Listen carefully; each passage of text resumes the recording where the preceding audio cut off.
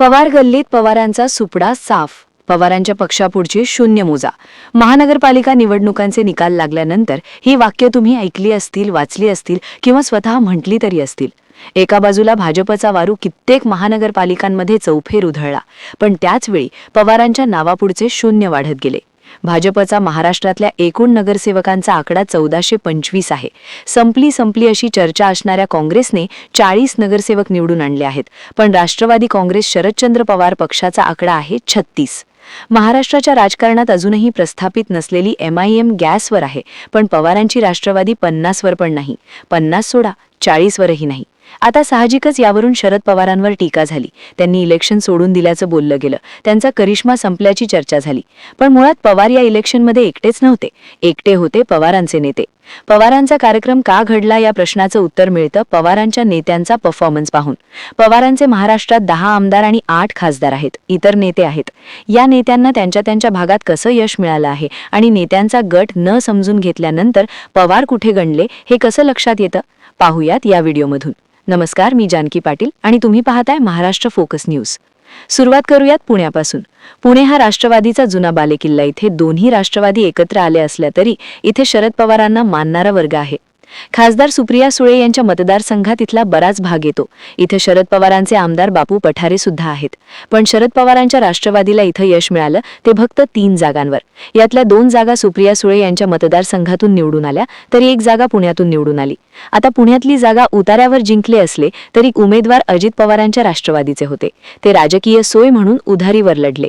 त्यात आमदार बापू पठारे यांचा मुलगा आणि सुनबाई नगरसेवक झाले. पण भाजपकडून तिथे शरद पवारांची एक घोषणा, कारभारी बदलायची. तिथे खासदार सुप्रिया सुळे, आमदार बापू पठारे आणि पवारांच्या जुन्या नेत्यांची ताकद असूनही 3 जागा आणता आल्या. अपयशी ठरले ते पवारांचे नेते. पुणेनंतर पिंपरी चिंचवड. शरद पवारांची इथली पुण्याई मोठी. इथे शिरूरचे खासदार अमोल कोल्हे यांनी लक्ष दिलं होतं, पण इथं तुतारी वाजली नाही. जागा निवडून आल्या 0. अजितदादांचा करिश्मा काही जागांवर चालला, मात्र कोल्हे यांना आपलं पाकिट न बनवता आलं आणि न राखता आलं. पवारांचा पक्ष इथं 0 आला. मग नंबर येतो तो सांगलीचा. जयंत पाटील यांच्यासारखा वस्ताद माणूस, दमबडा म्हणत नगरपालिका जिंकणारा माणूस. दुसऱ्या बाजूला रोहित पाटील, तरुण आमदार, मोठा वारसा. अशात सांगलीमध्ये काँग्रेस आणि शरद पवारांची राष्ट्रवादी एकत्र आली. पलूस कडेगाव मधून येऊन विश्वजित कदम यांनी जोरदार ताकद लावली. इकडे पवारांच्या राष्ट्रवादीकडून जयंत पाटील मैदानात उतरले, पण जयंत पाटलांना नगरसेवकांचा आकडा 3 पर्यंतच नेता आला. आता सांगली महानगरपालिकेत RR पाटलांचा जुना गट. मात्र ती ताकद दाखवायला किंवा ती वाढवायला रोहित पाटील सांगलीच्या प्रचारात ताकदीने सक्रिय झालेच नाहीत. काँग्रेस 18 वर गेली, पण शरद पवारांच्या राष्ट्रवादीला 3 जागांवरच ब्रेक बसला. साहजिकच जयंत पाटील प्रचाराला फिरून सुद्धा त्यांचा इफेक्ट लिमिटेड असाच राहिला. आता बोलूयात अहिल्यानगरबद्दल. पवारांच्या राष्ट्रवादीकडे खासदार निलेश लंके आणि कर्जत जामखेडचे आमदार रोहित पवार असे 2 नेते आहेत. रोहित पवार यांची महत्त्वाकांक्षा जिल्ह्याचं नेतृत्व करण्याची आहे, तर निलेश लंके यांच्याकडे मास लीडर इमेज आहे. पण अहिल्यानगर महानगरपालिकेत शरद पवारांच्या राष्ट्रवादीला 0 जागा मिळाल्या आहेत. निलेश लंके यांनी अहिल्यानगरच्या निवडणुकीत ताकद लावली खरी, पण त्यांना पॅनल बसवणेला 1 नगरसेवक निवडून आणणं सुद्धा जमलं नाही. तर रोहित पवार यांना सुद्धा शहरात आपला गट निर्माण करता आला नाही. त्यामुळे इथे शरद पवारांच्या राष्ट्रवादीची पार्टी कोरीच राहिली. विधानसभा निवडणुकीत प्रचंड बॅकफूटवर गेलेल्या शरद पवारांच्या राष्ट्रवादीला आधार दिला होता तो सोलापूर जिल्ह्याने. नारायण पाटील, अभिजित पाटील, उत्तमराव जानकर, राजू खरे असे 4 आमदार जिल्ह्यातून निवडून आले. त्यात सगळ्या जिल्ह्यात ताकद असणाऱ्या मोहिते पाटील कुटुंबामध्ये धैर्यशील मोहिते पाटील हे सुद्धा पवारांचे खासदार. म्हणजे इथं ताकद होती. या ताकदीला बळ मिळालं ते काँग्रेस. शरद पवारांच्या राष्ट्रवादीने इथं 99 जागा लढवल्या, पण इथेही 0 जागांवर यश मिळालं. आता 4 आमदारांना एका खासदाराला मिळून 1 नगरसेवक निवडून आणता येत नसेल तर हे अपयश नेत्यांचं ठरतं. कारण भाजपमध्ये मोठी नाराजी होती. शरद पवारांच्या राष्ट्रवादीला संधी होती, पण 10 पैकी 0 हाच शरद पवारांच्या राष्ट्रवादीचा आकडा राहिला. तिकडे MIM कडे जिल्ह्यात चेहरा नसताना त्यांनी 8 नगरसेवकांचा आकडा गाठला. पण पवारांच्या राष्ट्रवादीकडे 5 मोठे चेहरे असून सुद्धा त्यांची पार्टी कोरीच राहिली. इचलकरंजी महानगरपालिकेची ही पहिलीच निवडणूक. इथे शरद पवारांच्या राष्ट्रवादीची ताकद मदन कारंडे यांच्या रूपात. पण महायुतीला रोखण्यासाठी इथं काँग्रेस, शरद पवारांची राष्ट्रवादी, स्वाभिमानी आणि इतर विरोधी पक्षांनी एकत्र येत शिवशाही आघाडी स्थापन केली. या शिवशाही आघाडीला 65 जागा लढवून 17 जागांवर यश मिळालं. इथे मदन कारंडे नगरसेवक सुद्धा झाले, पण अर्थात स्थानिक समीकरणामुळे इथून कुठेतरी हे चिन्ह बाजूला झालं. राष्ट्रवादी शरद पवार या नामापुढे आकडा दिसला तो 0च. जालना महानगरपालिकेत शरद पवारांचे विश्वासू अशी ओळख असणारे, जिल्ह्यात ताकद असणारे राजेश टोपे आहेत. इथं 13 जागा लढवून सुद्धा शरद पवारांच्या राष्ट्रवादीला शून्याच्या पुढे जाता आलं नाही. इथे काँग्रेसला मोठा खड्डा पडला. भाजप आणि शिंदे यांची शिवसेना आपापसात लढत होती. विरोधाची स्पेस घेण्याची संधी असून सुद्धा इथे शरद पवारांच्या राष्ट्रवादीला एकही जागा जिंकून आणता आली नाही. जिल्ह्याचे नेते असणाऱ्या टोपे यांना महानगरपालिकेत आपलं पॉकेट तयार करता आलं नाही. जळगावमध्ये शरद पवारांच्या राष्ट्रवादीचे एकनाथ खडसे हे मातब्बर नेते. खडसेंनी इथं प्रचार सभा घेतल्या, पण म्हणावा असा जोर लावला नाही. त्यांचा सगळा भर हा भाजपवर टीका आणि आरोप करण्यावर होता.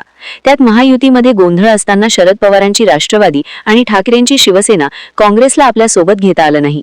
साहजिकच मतविभाजनाचा फटका बसलाच, पण खडसेंसारख्या जिल्ह्याच्या नेत्याला एका नगरसेवकाने पुरतं यश सुद्धा मिळवता आलं नाही आणि शरद पवारांच्या राष्ट्रवादीची पाटी इथेही कोरीच राहिली. नागपूर महानगरपालिकेत काँग्रेसने भाजपच्या फायद्यासाठी शरद पवारांच्या राष्ट्रवादी सोबतची आघाडी तोडली. एकत्र लढण्याची तयारी झालेली असताना काँग्रेसने उमेदवार जाहीर केले असा आरोप करत अनिल देशमुखांनी खळबळ उडवून दिली होती. त्यानंतर शरद पवारांच्या राष्ट्रवादीने स्वबळावर लढत एकूण 50 उमेदवार दिले. अनिल देशमुख यांनी रॅल्या आणि प्रचार सभा यामध्ये सहभाग घेतला, पण या महानगरपालिकेत सुद्धा जागा मिळाल्या ती शून्यच. साहजिकच एकीकडे भाजप 100 पार करत असताना देशमुखांना ताकद लावून सुद्धा नागपूरमध्ये एक नगरसेवक निवडून आणता आला नाही. आता शरद पवारांची हवाच नव्हती, मोठे नेते प्रचाराला फिरकलेच नाहीत म्हणून अपयश आलं असं म्हणता येत नाही, कारण आहेत 2 महानगरपालिका. ठाणे महानगरपालिकेत शरद पवारांच्या राष्ट्रवादीचे 12 नगरसेवक निवडून आलेत, ज्याचं श्रेय अर्थातच जितेंद्र आव्हाड यांना जातं. इथं मनसे, ठाकरेंची शिवसेना आणि शरद पवारांची राष्ट्रवादी एकत्र लढली, पण अजित पवारांच्या राष्ट्रवादीचा MIMचा आव्हाडांच्या समोर आव्हान होतं. तरी सुद्धा इथं आव्हाडांनी आपल्या ताकदीच्या जोरावर 25 नगरसेवक निवडून आणले आणि आपली ताकद कायम ठेवली. इथे पक्षाचं अस्तित्व टिकवलं. भिवंडीचे खासदार बाळामामा म्हात्रे यांनी ठाणे, कल्याण, डोंबिवली आणि नवी मुंबई महानगरपालिका निवडणुकीसाठी प्रचार केला. ठाण्यात शरद पवारांच्या राष्ट्रवादीला 10 जागांवर यश मिळालं. कल्याण, डोंबिवलीमध्ये 1 जागेवर यश मिळालं. नवी मुंबईत पाटी कोरी राहिली असली तरी इथं भिवंडी, निजामपूरमध्ये 10 नगरसेवक निवडून आले. अर्थात इथं समाजवादी पक्षाचे रईस शेख यांनी काँग्रेस राष्ट्रवादीला दिलेला पाठिंबा महत्त्वाचा होता. शरद पवारांच्या राष्ट्रवादीचे प्रदेशाध्यक्ष शशिकांत शिंदे हे राज्यात प्रचारासाठी फिरले, पण वातावरण तयार करण्यात त्यांना अपयश आलं. प्रदेशाध्यक्ष म्हणून त्यांचा जोर कुठेच दिसला नाही. सुप्रिया सुळे यांनी सुद्धा आपण राष्ट्रवादीला लीड करू असा दावा जाहीरपणे केला असला तरी त्यांना पुण्यात पुरेसे यश मिळालं नाहीच. पण सोबतच त्यांनी नवी मुंबईत प्रचार केला, तिथेही पक्षाची पाटी कोरीच राहिली. राज्यातल्या एकूण 10 महानगरपालिकांपैकी 10 महानगरपालिकांमध्ये शरद पवारांच्या राष्ट्रवादीचा एकही नगरसेवक नसेल. कोल्हापूर, पिंपरी चिंचवड, सोलापूर, नाशिक अशा अनेक महत्त्वाच्या ठिकाणी शरद पवारांची राष्ट्रवादी शून्यवर आहे, कारण पवारांच्या पक्षाच्या नेत्यांना जोर लावता आला आणि साधे नगरसेवक निवडून आणता आले.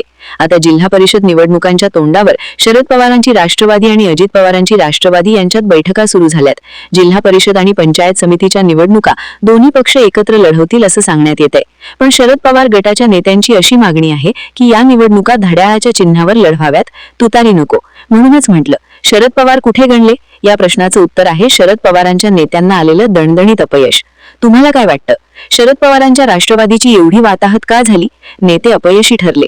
तुमची मतं आणि प्रतिक्रिया कमेंट करून नक्की सांगा आणि माहितीपूर्ण व्हिडिओ पाहण्यासाठी आपल्या YouTube चॅनलला सबस्क्राईब करायला विसरू नका.